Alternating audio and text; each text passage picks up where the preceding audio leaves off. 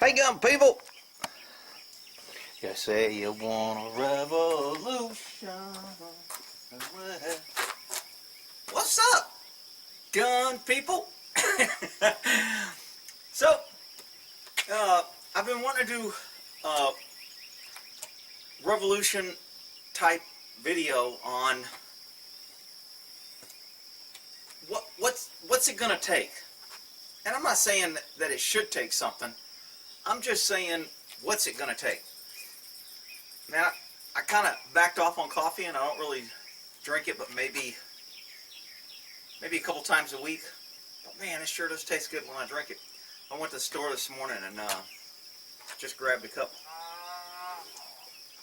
Hello, Mr. Cow. So people ask, how do you carry sometimes when you're in shorts? I just carry it in my pocket. It's not that big of a deal. Rick, you shouldn't have a gun in your pocket because that's dangerous. Whatever. Shut up, you big dummies. So, how's the revolution going to kick off if there is a revolution? How do most revolutions kick off? Government tyranny, crooked politicians and government stealing from the people, politicians living under a different set of rules from the people, politicians stealing wealth and overtaxing and taking too much control, seizing guns. All those things pretty much are the same before a revolution, which may sound familiar to some of you on what's going on now.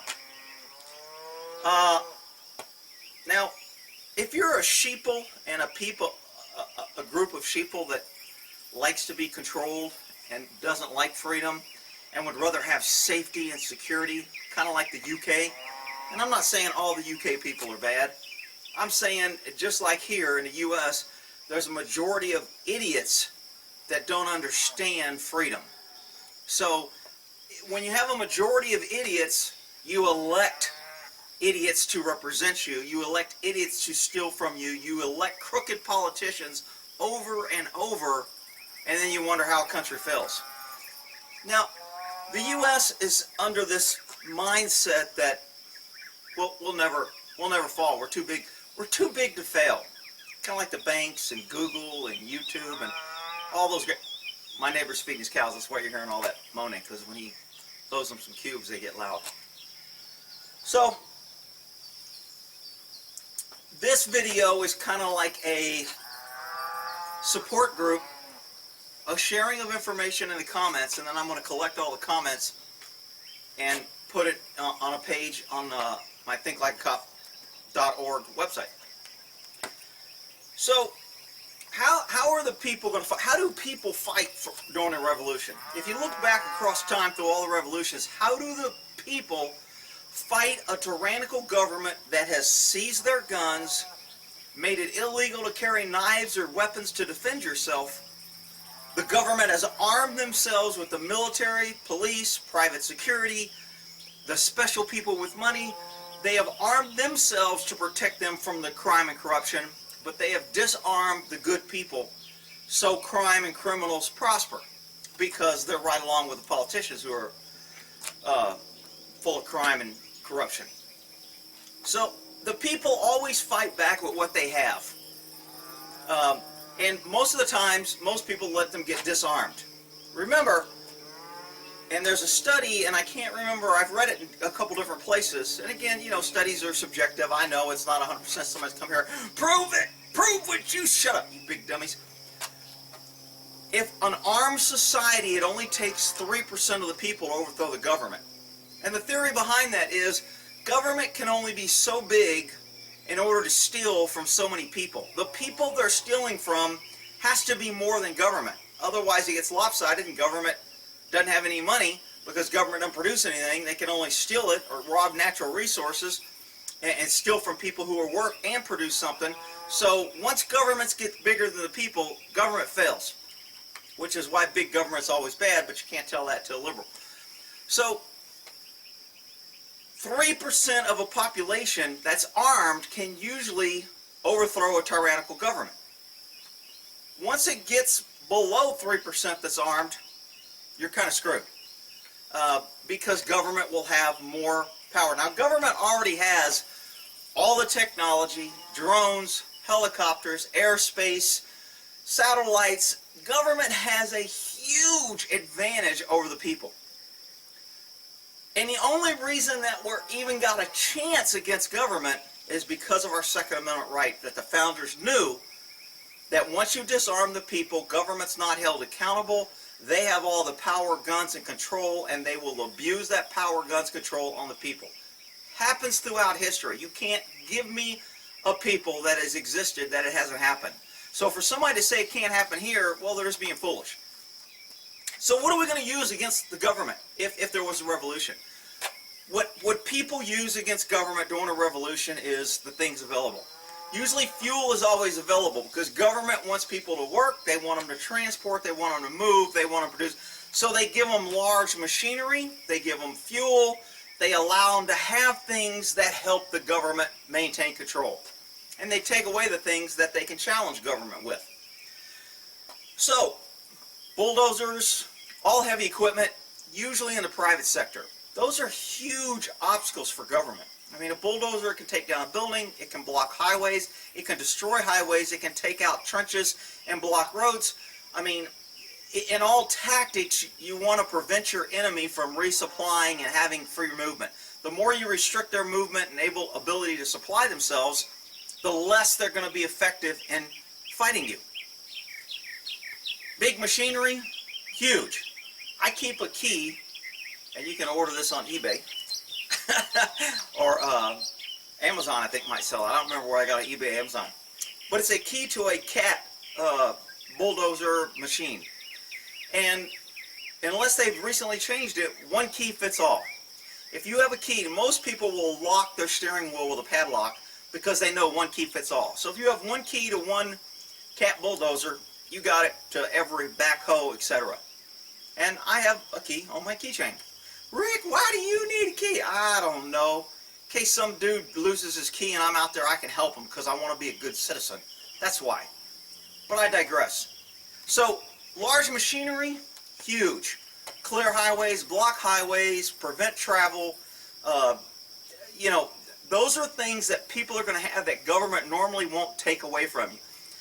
Fuel, you're always going to have fuel. You're going to have oil for your cars and machines, oil and fuels. Tires, there's never a shortage of tires because people need to move. Tires are a great resource. Burn, fill up the eye. So if you can't control the sky, then you control the enemy's ability to see within the sky or from the sky. And you do that by either shooting out their planes or you fill the air with smoke and it gives you cover. Just like in tactics where you throw smoke before you move to cover your movement. If you're fighting a larger enemy and all you have is tires and gas, you burn tires, it makes deep black smoke and it fills the skies. And perfect example, Black Hawk Down. If you watch the movie, Mogadishu, when they were there, Somalis, hey, they took out and took away the effectiveness of the Black Hawk helicopters and their ability to give ground support cover to them, and they had the numbers, and they were armed. So, those are the things that come to mind. Now, of course, in the U.S., as long as we still have our guns, we're going to have their guns. And, of course, the government doesn't want us having guns that are comparable to their guns. We shouldn't have large capacity magazines because large capacity magazines kill. Government has large capacity magazines because it saves people. See the irony? We shouldn't have semi-automatic weapons because they shoot too fast and it increases our ability to kill people. Government should have semi-automatic weapons and automatic weapons because they're here to protect us and help us. Anytime you see that, I mean, it just boggles the mind. Remember, I've been in government my entire life. I joined the military when I was 17. And, I mean, so I understand the way government thinks, the way government protects itself, the way government sees stupid sheep. And if you ever work in government, you know that government sees himself different. As government, I always got special privileges. If they were giving out flu shots, we got to go to the front of the line. We get free coffee and donuts. We get, if you get in trouble and you do something against the law, the government decides not to prosecute you because you work for the government. The government gets to pick and choose. So, I mean, when you're working around government, you know there are benefits to being in government. If I had to go to court, anything I did, if you were a government employee, you were given a higher preference. And anybody that works in government will admit this, or they can lie about it, but it's true. If I dealt with somebody who was in government, they got better privileges or support or secret numbers or who to contact than non-government. I mean, sorry, it's just the way it is. You can be mad at me and say, you're a bootleg jackhammer, whatever, people. Be for real. You got to live in the real world. Don't let these liberals keep convincing you that there's liberal la-la land and you can live in this fake world to where things aren't reality. Liberals love to ignore reality, and they love to live in feelings and what sounds good and equal and acceptance and diversity and love and hiring, you know, a midget to play in the NFL because it shows that you're not being biased, and yet he can't score and he can't make a point and all the tall people pick on him. It's just not fair. And we should have more midgets in the NFL or in the NBA, National Basketball League. So anyway, I digress. So understanding how government works and sees the people, when and if there's a revolution, people use what they have. And if they don't have weapons because the government has seized it and made it illegal, and they've turned the citizens into criminals, which they have now. I just did an article where that dude went online to be a good citizen to register his guns because the government said register it, and as soon as he put in what gun he had to register it legally, they raided his house and stole all his gun and charged him with a felony because one of his guns was shorter than it was supposed to be because there's over 30,000 gun laws on the books, and we're supposed to know them all. And every 30,000 means that they stop gun ownership by tenfold of that 30,000 laws to stop so many people from... Gun control is not about them coming door to door. Gun control is about turning people who own guns, like guns, who want to shoot, into criminals. And how do we do that? We make so many laws about you can't do this, you can't do that. Pretty soon it's going to be if you get a speeding ticket, you can't have a gun because you might have road rage. And then pretty soon if you get a parking ticket, well, you know what? You violated the law. And any violation of law means you can't own a gun. And they're going to slowly shrink the number of gun owners. They're going to make it difficult so the younger generations are like, man, it's a pain in the butt. I got to go get fingerprinted. I got to have a background. I got to do this. Just to get a gun, it's just not worth it. Guess what? Over time, and government always has time on their side because they're there forever. They always have time on their side, and they can do it very gradually, like boiling a frog in water. You won't even know what's happening. And pretty soon, there's going to be very few people that own guns. I mean, they're going to get the guns eventually. They're going to make it illegal. They're going to reduce the number. They're going to make it so difficult. They're going to tax the crap out of it. They're going to put so many... They're going to get the guns. So they ain't getting my guns, but they're going to get the guns from the people who are new or who want to become new gun owners. So in the video, I want you to put in the comments what you think, and you can go through history or time or whatever, what you think people do in a revolution to fight a superior power such as the government. Air superiority, technology, resources, natural resources. They're going to, I mean, almost all revolutions, they shut down the cities.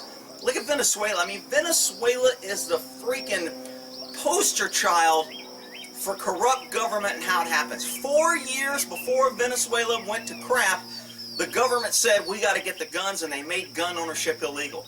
That is a huge clue that government knows what's coming. They know they're failing. They know the end is near. And they know if they don't get the guns, they can't prolong it. Had they not took the guns, Venezuela would have probably happened 2 or 3 years ago, when the government may have been overthrown and the people may be able to defend themselves. But the people went along with the government with their head in the sand, gave up their guns, and now they're eating their pets, they're stealing food, they don't have water. I mean, and they're running to every country. Remember, the U.S. has no country to run. Everybody thinks, oh, we'll just run to Canada, or we'll run to Mexico, they'll help us. Man, that's just fools thinking. I mean, it's not going to work. So, in a revolution, there are going to be things that people can do to fight a superior force. And it's happened in time and in the past, and, you know, burning buildings. And normally revolutions is about disrupting government, making government ineffective. And if you make government ineffective, they can't control. But government knows that. So what do? they come down hard and they run people over with tanks in the street for those who resist, has a message to those others: you better not resist or we'll run you over with a tank. We'll put you in prison. We'll kill you. We'll raid your house. We'll do. I mean, look what they're doing to Trump's lawyer. Got him in isolation. Putting a guy in isolation so he'll cut a deal. I mean, our government is thinking crazy right now. And people just go on with their lives because, hey, we got lives. We're busy. We're making money. We're not making money. We're paying bills. We're trying to make money. We're trying to survive. I mean, life goes on, and government knows that. And that's why government always seizes power.